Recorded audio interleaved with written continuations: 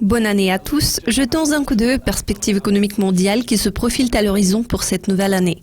Selon le directeur général du Fonds monétaire international, Christine Lagarde, les 12 prochains mois sont susceptibles d'être décevants en termes de croissance mondiale. Madame Lagarde a déclaré que les perspectives d'un relèvement des taux d'intérêt aux États-Unis et d'un ralentissement économique en Chine ont contribué à l'incertitude et ont renforcé le risque de vulnérabilité économique dans le monde entier.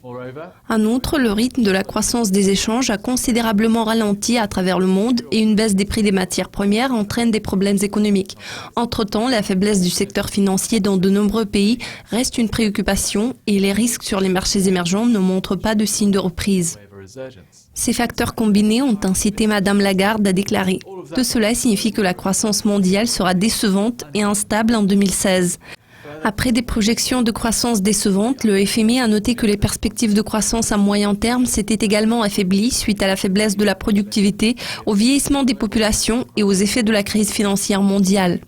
Si nous regardons quelques mois en arrière, le FMI a prévu que l'économie mondiale croîtrait de 3,6% en 2016.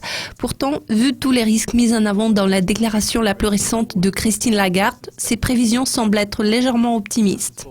Madame Lagarde a également averti que la hausse des taux d'intérêt américains, combinée avec un dollar plus fort, pourrait conduire à un défaut de paiement des sociétés à l'échelle mondiale, ce qui pourrait à son tour affecter les banques et les États entiers. Les économies les plus développées, sauf celles des États-Unis et peut-être celles de la Grande-Bretagne, continueront d'avoir besoin d'une politique monétaire accommodante. Mais tous les pays dans cette catégorie devraient globalement tenir compte des effets d'entraînement en termes de leur prise de décision, a-t-elle ajouté.